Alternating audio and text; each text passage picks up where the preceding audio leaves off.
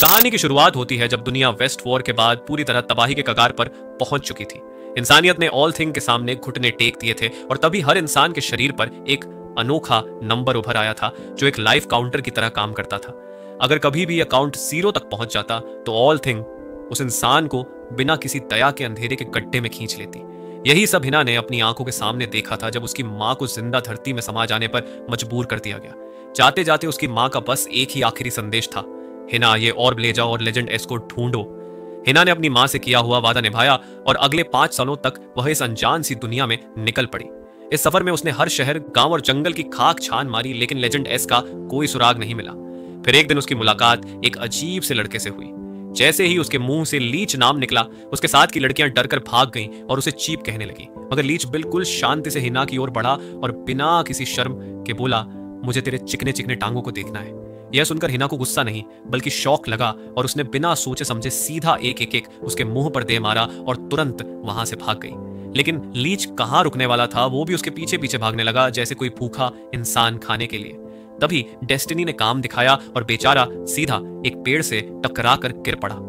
उसी समय एक नए कैरेक्टर की एंट्री होती है। नाना, एक मिल्फ शेफ जो पूरे गांव को अपने हाथों से स्वादिष्ट खाना बनाकर खिलाने में खुशी महसूस करती थी। नाना ने हिना को खाना दिया और प्यार भरी आवाज में पूछा, तू इतनी दूर दूर क्यों भटक रही है? हिना ने अपनी कहानी सुनाई और बताया कि वो एक ऐसे इंसान को ढूंढ रही है जो उसे बता सके कि उसकी मां को क्यों ले जाया गया। नाना ने थोड़ी देर सोचने के बाद उसे इस दुनिया के असली रूल्स बताए। उसने कहा कि इस दुनिया में हर इंसान के शरीर पर एक नंबर लिखा होता है और जिसकी वैल्यू ज्यादा होती है वो हमेशा जीतता है। कम नंबर वाला हमेशा ज्यादा नंबर वालों की बात मानने को मजबूर होता है। यह नंबर किसी खास एक्टिविटी से जुड़ा होता है। जैसे नाना का 97 का मतलब था कि 97 लोगों ने उसके हाथ का खाना पसंद किया है, लेकिन अगर किसी ने उसके खाने की बुराई कर दी तो उसका काउंट गिर जाएगा। अगर यह 0 तक पहुंच गया तो ऑल थिंग उसे निगल लेगा। हिना ने तुरंत अपना जंग देखा और उसे समझ में आया कि उसका नंबर 441 है, क्योंकि वो इतने मील चल चुकी है। लीच ने यह नंबर देखा और तुरंत फेक साइंटिस्ट मोड में चला गया। मुझे इस नंबर की और रिसर्च करनी होगी। तभी एक और अजीब चेहरा सामने आया। उसके माथे पर एक व्हाइट स्टार चमक रहा था और उसकी आवाज गूंजी, मैं हूं लेजेंड एस। ये सुनते ही हिना रो पड़ी और बिना कुछ सोचे समझे उसके साथ चल पड़ी। लेकिन जैसे ही वह उसके ऑफिस में पहुंची, माहौल बदल गया। वो आदमी बिना किसी शर्म के बोला, चल अपना बॉडी काउंट दिखा। हिना ने गुस्से में उसे घूरा और तुरंत टॉपिक बदलने के लिए वो मिस्ट्री ऑर्ब निकाल दिया जो उसकी मां ने उसे दिया था। जैसे ही सोल्जर्स ने उस ऑर्ब को देखा, लेजेंड एस ने तलवार खींच ली और एक झटके में सोफा काट दिया। जल्दी से लेजेंड बैलेट हमें दे दो। हिना ने रिफ्यूज कर दिया और अपना नंबर दिखाकर उसे रूल्स याद दिलाए कि ज्यादा नंबर वाले की बात मानी जाती है। यहीं से कहानी एक नए ट्विस्ट पर आ जाती है। हिना की बात सुनकर वो आदमी शांत हो गया और बिना किसी चेतावनी के उसे कमरे से बाहर फेंक दिया जैसे कोई यूजलेस पेपर, और फिर ठंडे लहजे में बोला, मैं अपनी मिलिट्री पावर का यूज करके तुझे स्टार स्टेक ड्यूल के लिए मजबूर कर सकता हूं। अब बात करते हैं स्टार स्टेक की, एक ऐसी बैटल जिसमें लोग अपना बॉडी काउंट दांव पर लगा देते हैं। उसने बिना वक्त गवाए हिना को हरा दिया और उसका बॉडी काउंट छीन लिया और ठंडी आवाज में कहा, मैं तो बस एक नकली एस हूं जो दुनिया को बेवकूफ बना रहा था। अब हिना का टाइम खत्म हो चुका था। अगर उसने बैलेट नहीं दी तो ऑल थिंग उसे जीते जी धरती में खींच लेगा। तभी एक हल्की हवा चली और एक आवाज गूंजी, अगर ड्यूल की बात है तो मैं इसकी जगह लूंगा। लीच सीन में एंट्री कर चुका था। मिलिट्री लीडर हंस पड़ा और लीच का नेगेटिव काउंट देखकर बोला, यह मैच तो मजाक होने वाला है, और बिना किसी वार्निंग के उसने तलवार से हमला कर दिया। लीच पीछे गिरा लेकिन अटैक्स रुकने का नाम नहीं ले रहे थे। चारों तरफ तलवारों की बारिश हो रही थी। लेकिन तभी एक अजीब बात सामने आई। नेगेटिव स्टार काउंट का मतलब क्या होता है? अगर किसी का काउंट 0 या नीचे चला गया तो वो अब तक तो ऑल थिंग का शिकार हो चुका होता। सभी को समझ में आने लगा कि शायद लीच के पास एक लेजेंड बैलेट है। और फिर लीच अचानक गायब हो गया। उसकी गति इतनी तेज थी कि आंखों से भी देखना नामुमकिन था।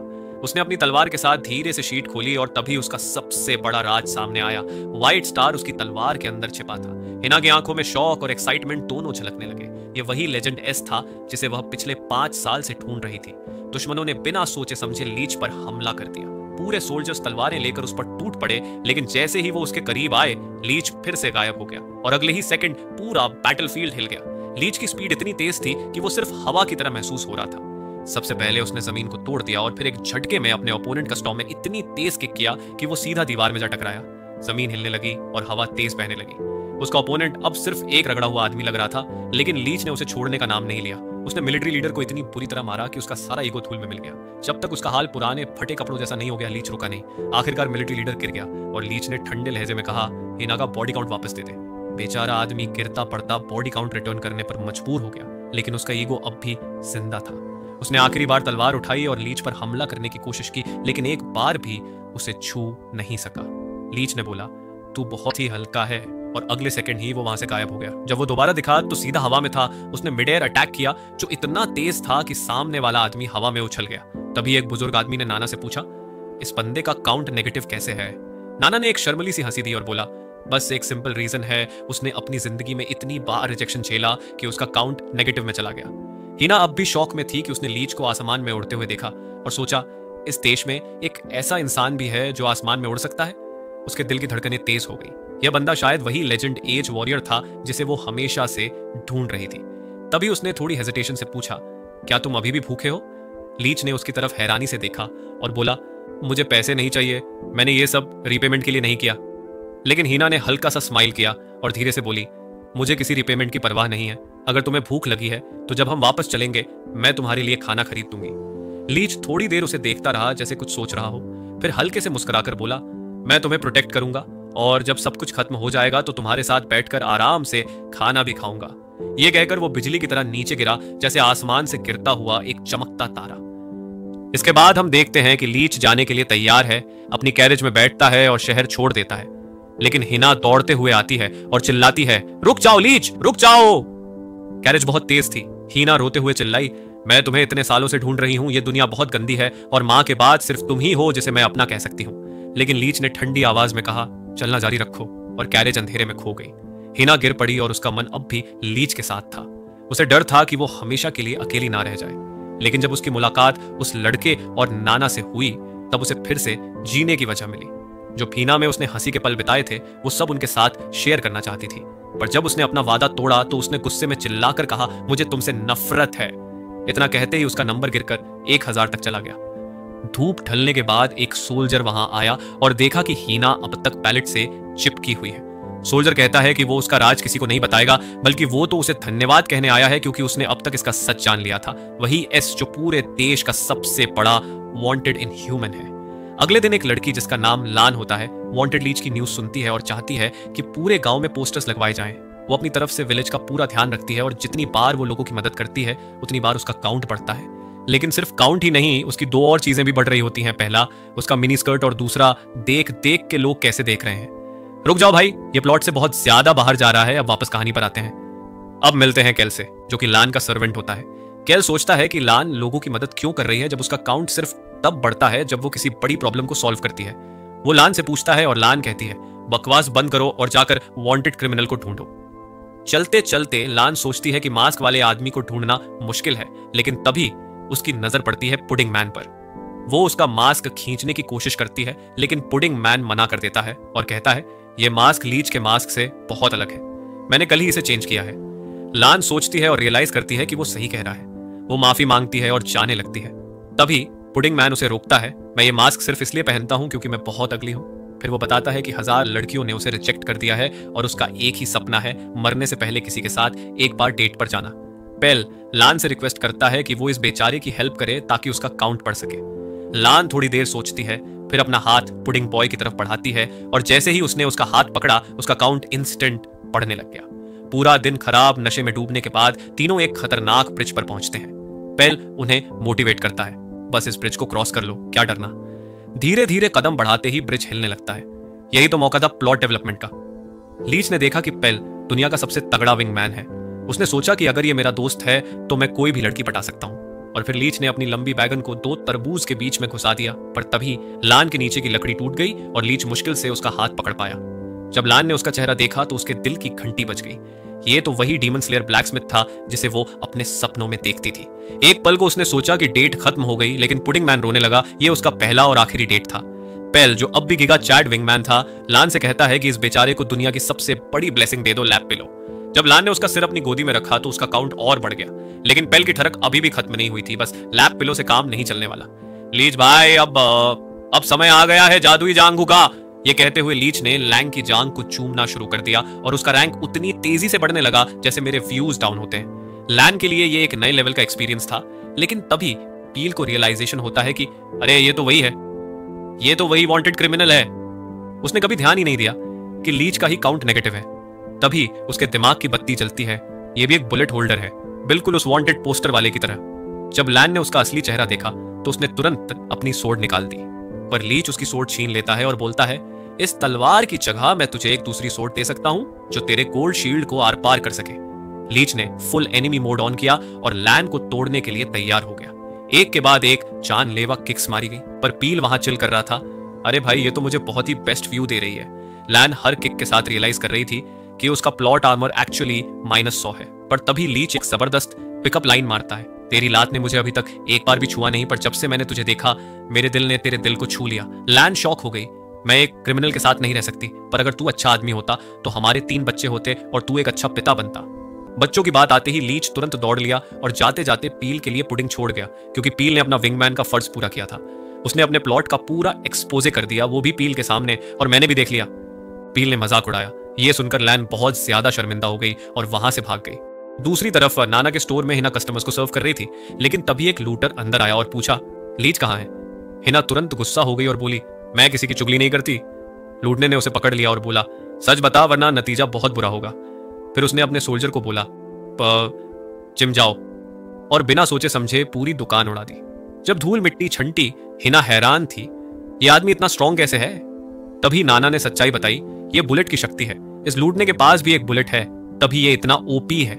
दूसरी तरफ लैन अपने गांव में रिग्रेट कर रही होती है कि वो लिथ को पकड़ नहीं पाई। सबसे बड़ा शौक ये था कि वो अपनी छोटी स्कर्ट से कभी छुटकारा नहीं पा सकती। तभी एक आदमी मदद ऑफर करता है। लैन और वो आदमी लीच को ढूंढने निकलते हैं। रास्ते में एक लड़की अपनी मूली बेचने के लिए सबसे तेज भाग रही होती है। तभी उसकी नजर पड़ती है, अरे लैन तो अपने बॉयफ्रेंड से लड़ रही है। ये सुनते ही पूरा गांव सुनामी की तरह लैन पर टूट पड़ता है। हमें भी देखना है कि लैन का बॉयफ्रेंड है कौन। लैन बेचारी डिफेंस मोड ऑन करती है और बोलती है, अरे नहीं, ये गलत फहमी है। पर लीच छिपकर सब कुछ सुन रहा होता है। अगर हम डेटिंग नहीं कर रहे थे तो तूने मुझे अपना पूरा प्लॉट क्यों दिखाया? ये सुनते ही पूरी भीड़ शॉक मोड में चली जाती है। इस डिस्ट्रक्शन का फायदा उठाकर लीच लैन के ऊपर एक पाकुरा करके निकल जाता है। दूसरी तरफ हिना नाना के सामने हाथ जोड़ रही थी, प्लीज मुझे लीच को ढूंढने में हेल्प करो। पर नाना चिल मोड में थी, जब तक हमारी कैरेज रिपेयर नहीं होती हम कहीं भी नहीं जा सकते। इधर लीच शहर को देख रहा होता है और सोचता है, कुछ तो गड़बड़ है। एक वांटेड क्रिमिनल इनके बीच में घूम रहा है, फिर भी यह गांव इतना शांत कैसे है? तभी सब लोग लैन के इर्द गिर्द जमा हो जाते हैं। एक माँ तो सीधा लैन से अपनी बेटी का नाम रखने को कहती है। एक बाप चिल मार रहा होता है, बस मेरी बेटी भी लैन की तरह मिनी स्कर्ट ना पहने। तभी बेकरी में एक आदमी चिल्लाते हुए आता है, फिर से एक बच्चा चोरी हो गया है। पर लैन प्रोटेक्ट मोड में आ जाती है। इसको सजा मत दो, इसको सिर्फ वॉलंटियर पे लगाओ। उसने बच्चों से वादा किया, अगली बार भूख लगे तो सबसे पहले मेरे पास आना। बच्चा रोने लगता है। तभी पुराने लोग भी डिमांड करते हैं कि लैन एक अच्छा सा मैसेज दे, पर चलते चलते लैन एक डॉल पर कदम रख देती है। डॉल उसकी आंखों के सामने टूट जाती है। उसने तुरंत रिपेयर करने की कोशिश की और तभी पील उसे याद दिलाता है, अरे तू पुडिंग मैन को ढूंढ रही थी ना। लैन सीरियस हो जाती है, मैं लोगों के इमोशंस को इग्नोर नहीं कर सकती। तभी लीच को फाइनली समझ आता है कि यह गांव शांत कैसे है। लीच आसमान से एकदम सुपर हीरो की तरह कूदता है, मैं इस डॉल को रिपेयर कर देता हूं, और पूरी परफेक्शन से डॉल को रिपेयर करके उस छोटी बच्ची को वापस दे देता है। जब सभी उसका पीछा कर रहे होते हैं, लीच को महसूस होता है कि कुछ तो गड़बड़ है। वो लैन को बचाने की कोशिश करता है, क्योंकि जमीन से निकलती स्पाइस की वजह से वो घायल हो सकती थी। तभी कमांडर आता है और एक छोटी बच्ची के खिलौने पर पैर रख देता है। पील उसका स्वागत करने दौड़ता है, पर लैन सिर्फ लीच की चिंता कर रही होती है। सैनिकों ने लैन को घेर लिया होता है और लूटने जल लीच से कहता है, ज्यादा मरने का नाटक ना कर वरना तुझे पीट देंगे। लीच की चाल पकड़ी जा चुकी थी, इसलिए वो अपना पुडिंग वाला फेस हटा देता है। लैन उसकी असली शक्ल देखकर हैरान हो जाती है। फिर सभी उस पर अटैक करने आगे बढ़ते हैं, पर लीच सारे अटैक्स को आसानी से डॉज कर देता है। वो पॉलिन को इस झमेले से बचाने की कोशिश करता है और अपनी सोर्ड से एक झटके में सभी सैनिकों को उड़ा देता है। जेल कहता है कि मैं ओली को संभाल लूंगा, पर लीच किसी और से कंट्रोल होने का शौकीन नहीं है। लैन बीच में आने की कोशिश करती है, पर जेल उसे मिशन याद दिलाता है। तभी लैन इस मौके का फायदा उठाकर हमें 100 का रूल समझाने लगती है। बैलेट्स एक रक्षामयी ताकत देते हैं, जो कि सिर्फ उन्हीं लोगों के पास हो सकती है जो उन्हें संभाल सकते हैं, और फिर सेना के लोगों को उन्हें रखने का अधिकार होता है। लेस को लगता है कि यह लड़ाई आसान नहीं होगी। आखिरकार जिसका काउंट 5700 है, वो किसी ऐसे इंसान से ज्यादा ताकतवर होगा जिसका काउंट सिर्फ 900 है। इसलिए वो जेल को भाग जाने की सलाह देता है, लेकिन जेल अपनी ताकत का इस्तेमाल करता है और जमीन के लोहे की नुकीली स्टील रॉड्स को बाहर निकालता है ताकि लिच का काम तमाम हो सके। लिच दीवारों पर भागकर उन्हें टालने की कोशिश करता है, पर उसकी स्पाई चेन्स हर जगह उसका रास्ता रोक देती है। आखिरी रास्ता न देखकर लिच वहां से डिसअपियर हो जाता है और जेल के चारों तरफ बिजली की तरह दौड़ने लगता है। वहां से भागने के लिए जैसे ही वह ऊपर उछलता है, जेल उससे भी तेज जंप करता है और एक भारी लोहे के पिलर से लिच को नीचे दबा देता है। लिच हैरान हो जाता है कि जेल इतना ताकतवर कैसे हो सकता है। तभी उसे समझ में आता है कि जेल अपनी असली ताकत छुपा रहा है। जेल कहता है कि उसका मकसद अपने हाथों से बुराई को सजा देना है। लोहे के बड़े बड़े पिलर्स लिच को चारों तरफ से घेर लेते हैं और जेल अपना असली काउंट दिखाता है 12,000। यह देखकर लिच को महसूस होता है कि वह सच में बहुत बड़ी मुसीबत में है। जेल फिर से अपने लोहे के पंच को मारने के लिए तैयार होता है, पर लिच मुश्किल से अपनी सोर्ड से उसे रोक पाता है। लान लिच को बचाना चाहती थी, पर उसका प्लॉट इतना बड़ा था कि उसके गैप में फिट नहीं हो सकता। लिच बड़े पंच को रोकने की कोशिश में लगा होता है, लेकिन तभी छोटा पंच आकर उसके कोर को तोड़ने की कोशिश करता है। लिच अपने फुटिंग को संभालता है और पहले से भी तेज गति से दौड़ने लगता है, पर चाहे उसकी स्पीड कितनी भी तेज हो, वो जेल के लिए अभी भी स्लो था। जेल अपनी ताकत का इस्तेमाल करके लिच की सोर्ड को हवा में उछाल देता है। बिना हथियार के जेल अपने हाथ से लड़ने की कला दिखाने के लिए तैयार होता है, पर तभी वह देखता है कि लिच ने उसी जगह पर स्टांस ले लिया है। जेल एक मौका देखकर तेजी से आगे बढ़ता है और लिच को एक तरफ किक मारकर उसका बैलेंस बिगाड़ देता है। ऊपर से गिर रही सोर्ड उसके हाथों में आ जाती है, पर वह उसे अपने पास रखने के बजाय लिच की तरफ फेंक देता है और कहने लगता है कि वह वैसे भी काफी स्लो है। लिच को बुरा लगता है और वो कहता है, तेरी मौसी धीमी है। यह सुनकर जेल को गुस्सा आ जाता है और लिच भी अब फुल पावर पर लड़ने का फैसला करता है। वह आसमान की तरफ उछलता है अपना आखिरी बराज करने के लिए, लेकिन जेल बिना डरे अपने लोहे का पंच आसमान की तरफ दाग देता है, क्योंकि अब लिच के पास एस्केप का कोई रास्ता नहीं है। लिच अभी जमीन पर गिरता भी नहीं है कि जेल एक और जोर से पंच मारकर उसकी आत्मा हिला देता है और उसे लोहे की चेन से जकड़ लेता है। लिच गिड़गिड़ाता है और बोलता है, भाई छोड़ दे यार। पर जेल का कहना है कि जब तक लिच अपने सारे फ्रेंड्स का लोकेशन नहीं बता देता, तब तक वो उसे नहीं छोड़ेगा। लिच सोचता है कि अगर कोई भी चीज सेल करनी हो तो बस 69 बन जाओ, इसलिए वह कहने लगता है कि लान का प्लॉट आर्मर वाइट है, और यह सुनकर पूरा का पूरा विलेज हाँ में हाँ मिला देता है। जेल इस आदमी को समझ नहीं पाता, यह बंदा मिलिट्री का हिस्सा कैसे बन गया। लड़ते वक्त जेल को महसूस होता है कि लिच की मार्शल आर्ट्स कोई आम फाइटर टेक्निक नहीं है, यह तो वही खास टेक्निक है जो सुप्रीम सोल्जर्स को सिखाई जाती है। सेना ने इस आदमी को पकड़ने के लिए खूब मेहनत की थी, पर जेल सोचता है कि अब बस 5,700 काउंट वाला बंदा कोई खास नहीं हो सकता। लिच कहता है कि वह अपने भाइयों को कभी भी नहीं बचाएगा, क्योंकि वो ओपी नहीं है। यह सुनकर जेल अपने लोहे का विप निकालता है और कहने लगता है कि अगर लिच मुंह नहीं खोलता है तो वो उसके अंदर से सच निकलवाएगा, बिल्कुल 69 जैसे। पर जैसे ही जेल अपना विप चलाता है, लान बीच में आकर लिच को बचाने के लिए कूद जाती है। वह कहती है कि लिच उतना बुरा नहीं जितना तुम सोच रहे हो, उसने हमारी मदद की है। जेल ये सुनकर कहता है कि उसने सुना है कि लान बच्चों के लिए एक पार्क बनाने की कोशिश कर रही है, पर उसे लगता है कि यह सब बेकार की मेहनत है, सिर्फ इसलिए कि शहर शांत है। इसका मतलब यह नहीं है कि लान अपनी ड्यूटी भूल जाए, उसके हिसाब से लान बेकार है। लान ये सुनकर रो पड़ती है और कहती है कि उसका सुपीरियर सही कह रहा है और वो कभी सॉरी नहीं मांगना चाहती, लेकिन लिच इसे बर्दाश्त नहीं कर पाता और चिल्लाता है, तो सॉरी नहीं बोलेगी। फिर जेल कहता है कि उसने अब तक उसकी लोहे की चेन्स नहीं काटी, क्योंकि लान के शरीर को नुकसान नहीं पहुंचाना चाहता था। लिच जैसे ही अपनी लोहे की बाइंडर्स को तोड़ता है, जेल को महसूस होता है कि लिच अभी तक अपनी असली ताकत को छुपा रहा था। अब दोनों पूरी ताकत लगाकर लड़ने के लिए तैयार थे। जेल अपना पंच उठाकर आगे बढ़ता है और लिच भी अपनी असली शक्ति दिखाने के लिए रेडी हो जाता है। जब दोनों की क्लैश अपने पीक पर पहुंचती है तो उनकी एनर्जी से जमीन फट जाती है और सब कुछ हिलने लगता है। लिच जोर से चिल्लाता है कि लान असली नहीं है बेवकूफ, सहज शांत इसलिए क्योंकि वो असली नहीं है। फिर जेल की तरफ उंगली उठाता है और चिल्लाता है, तू माफी मांग अभी के अभी। पर तभी जमीन बिखरने लगती है और लान नीचे गिरने लगती है। जेल फुल स्पीड में उसे बचाने के लिए उड़ता है, पर लिच उससे 10 गुना फास्ट होता है और फ्लैश करके पहले पहुंच जाता है और लान का हाथ पकड़ लेता है। जैसे ही वह उसे संभालता है, उसके मुंह से निकल जाता है, तू मोटी है यार। यह सुनकर लान का मुंह बन जाता है और वह कहती है, मुझे तुमसे नफरत है। और बस लिच का काउंट फिर से कम हो जाता है। तब तक जेल भी वहां पहुंच जाता है।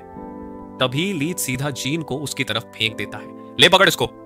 जेल के पास अच्छा मौका था कि लीच से बदला लिया जा सकता था, पर उसने कुछ भी नहीं किया, बस वापस चलकर शहर की तरफ आ गया।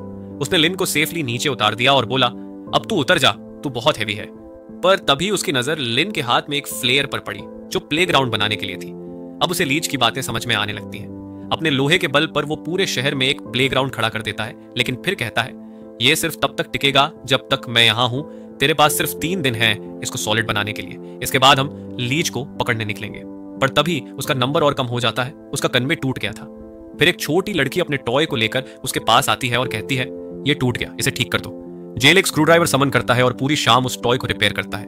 1 हफ्ते के बाद लीच का खाना बिल्कुल खत्म हो चुका था। भूखा प्यासा वो सड़क पर भटक रहा था और तभी हाइना उसे ढूंढ लेती है। लीच के पास बस 3 ही दिमाग के सेल्स बचे थे, इसलिए वो काम काम करते हुए एक कौवा बनने की एक्टिंग करने लगता है। हिना उसका गला पकड़ लेती है और कहती है, वीक जो तूने पहन रखा है ना, इससे कुछ ज्यादा ही भरपाई कर रहा है। फिर उसका मजाक उड़ाते हुए कहती है, तू चाहे कितना भी दूर भाग ले, मैं तुझे किसी और के साथ कन्फेस नहीं कर सकती हूँ। तभी नाना सभी को बुला लेती है, चल आओ खाना खाने। टेबल पर सब पता नहीं क्या बकवास कर रहे होते हैं और लीच बस अपनी सोर्ड को घुमा रहा होता है, पर अंदर ही अंदर सोच रहा होता है कि बस अब मुझे दूध चाहिए। नाना एक पंच मारती है और चिल्लाती है, पहले काम कर फिर पैसा मिलेगा। फिर बोलती है, जंगल से लकड़ियां लेकर आ। हिना के साथ लीच मजबूरी में लकड़ियां इकट्ठा करने के लिए चला जाता है। दोनों साथ में काम कर रहे होते हैं, पर हिना उसे कहती है, तू झूठा है, तूने अपना वादा तोड़ा। लीच गिल्टी फील करने लगता है, पर तभी हिना एक लंच बॉक्स निकालती है और कहती है, मैंने ये तेरे लिए पैक किया था क्योंकि मुझे पता था तू वापस आएगा। लीच उसे देखता है और कहता है, मैं माफी मांगता हूं। पर तभी हिना कह देती है, ऐसा लग रहा है जैसे कि ये कोई डेट हो। लीच की आंखें फैल जाती हैं। डेट? हिना अपनी बातें कंटिन्यू करती है, जब मैं यहां पर नहीं थी तब तू क्या यहां पर चेयर्स तोड़ने आया था? यह सुनकर लीच की आत्मा सीधा शुद्ध होकर निकल पड़ती है। हिना को इस बात की बिल्कुल भी परवाह नहीं थी, क्योंकि कम से कम उसने उसे देख लिया था। जैसे ही उसने अपनी बात खत्म की, एक प्लेन उसके ऊपर से उड़ता हुआ आया, जिसे एक लाल बालों वाली लड़की पूरी कोशिश से उड़ा रही थी। लीच ने देखा कि वो सीधा एक गहरी खाई की तरफ जा रही है। जब उसने फाइनली सोचा कि वो उड़ा रही है, प्लेन सीधा नीचे गिरने लगा। लीच भी तुरंत क्लिफ से कूद गया उसे बचाने के लिए। उसने क्रैश होने से पहले ही लड़की को पकड़ लिया और प्लेन से कूद गया। जैसे ही नाना भागकर देखने के लिए आई कि ठीक है या नहीं, लाल बाल वाली लड़की सीधा उसके ऊपर कूद गई और वो सोचने लगती है कि ये उड़ सकता है। उसने लीच के दूसरे वीक की भी जांच की, लेकिन लीच ने कहा, अगर तुम प्लेन को नहीं उड़ा सकती हो तो मुझे ही उड़ा लो। तभी लीच क्लाइमैक्स में पहुंच गया और उसे पोस्ट नट क्लैरिटी की वजह से अलग डायमेंशन में भेज दिया गया। उसने लीच को उठाया और खींच कर ले जाने लगी। हीना ने उसे रोका, तब लड़की ने अपना नाम बताया, पाल्मो। उसने कहा कि उसे लगता है कि वो अपने सपने हमारे साथ पूरी कर सकती है। अपनी हट के अंदर उसने अपना नंबर 1 प्रोटोटाइप दिखाया और कहा कि यह अब तक का उसका सबसे बेहतरीन डिजाइन होगा। बचपन से उसका एक ही सपना था, आसमान में उड़ना। उसे लगता था कि जब लोग उड़ने लगेंगे तो उसकी जिंदगी बेहतर हो जाएगी। उसने कहा, काश एक बार ये काम कर जाए। लीच उसका ब्लूप्रिंट देखने गया और तुरंत उसकी गलती पकड़ ली। इस देश में फ्लाइट का रिसर्च करना मना था और अगर कोई ये करता है तो उसे सजाए मौत मिलती है। लेकिन पाल्मो को लगता था कि कुछ सपने ऐसे होते हैं जिनके लिए मरना भी बुरा नहीं है, क्योंकि अगर सपने ही नहीं रहे तो जीने का क्या फायदा। लीच को लगा कि शायद वो सही कह रही है, इसलिए उसने तुरंत पेन उठाया और उसके ब्लूप्रिंट को ठीक कर दिया। पाल्मो ने जैसे ही नया डिजाइन देखा, उसके चेहरे पर एक चमक आ गई। उसने सोचा कि शायद ये सभी मिस्टेक्स का सॉल्यूशन है। उसने तुरंत दोनों को वहां से निकाल दिया ताकि वो अपने डिजाइन पर काम कर सके। बाहर बैठकर जब वो दोनों इंतजार कर रहे थे, लीच ने सोचा, क्या उसने सही किया? हीना ने कहा कि उसने बिल्कुल सही किया, लेकिन कहने के बाद वो हल्की सी शर्माई। लीच ने महसूस किया कि उसकी सोड हार्ड होने लगी है। हीना ने सोचा कि आखिर लीच का सपना क्या है। उसने पूछा, इतने समय से तू सफर क्यों कर रहा है? लीच ने मुस्कुराते हुए कहा, यह एक सीक्रेट है, और फिर मजेदार अंदाज में रोलिंग करते हुए उसका हाथ पकड़ लिया। उसने कहा, मैं तुम्हें अपना गोल बताऊंगा। मैं अपने वीक से तुम्हारी डिफेंस की गहराइयों तक पहुंचना चाहता हूं। हीना सोचती है, ये लड़का किसने पाला यार? तभी क्लाइमैक्स पर पाल्मो बाहर आई और उसने कहा, शायद मैंने गलत टाइम पे इंटरप्ट कर दिया। प्लेन इस बार पूरी तरह तैयार था और पाल्मो ने वादा किया कि इस बार वो डेफिनेटली उड़ेगा। दूर से लीच ने देखा कि सेना पाल्मो की तरफ बढ़ रही थी और पाल्मो ने समझ लिया कि उसकी रिसर्च पकड़ी जा चुकी है। लीच ने तुरंत अपनी सोर्ड निकाली और सेना से लड़ने के लिए तैयार हो गया, लेकिन आखिरी पल में उसने सीधा तलवार पाल्मो के प्लेन पर चला दी और उसे तोड़ दिया। हीना को लगा कि शायद उसने सब कुछ समझ लिया। तभी सोल्जर्स आए और बोले कि फ्लाइट टेस्टिंग के बारे में पता चला है, लेकिन पाल्मो ने बस टूटी फूटी चीजें दिखाई और कहा कि वो बस अपनी पुरानी विंडमिल ठीक कर रही है। सोल्जर्स चले गए, लेकिन पाल्मो को पता था कि अगर उसका प्लेन सच में उड़ जाता तो भी उसे मार दिया जाता, क्योंकि गवाह उसका पीछा जिंदगी भर नहीं छोड़ते। लीच को लगा कि यह सबसे बेस्ट ऑप्शन था, क्योंकि वो कभी भी फिर से ट्राई कर सकती है। हीना ने भी कहा कि वो उसके साथ रहेगी जब तक वो अपने सपने को पूरा नहीं कर लेती। पर जितनी भी प्यारी बातें थीं, पाल्मो ने सच्चाई बता दी। वो दोबारा कभी ट्राई नहीं कर सकती, क्योंकि उसका काउंट 0 हो चुका था।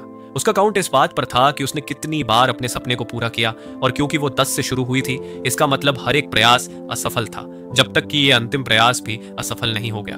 और इसी के साथ हमारा ये वीडियो खत्म होता है। मिलते हैं अगले पार्ट में, तब तक के लिए बाय।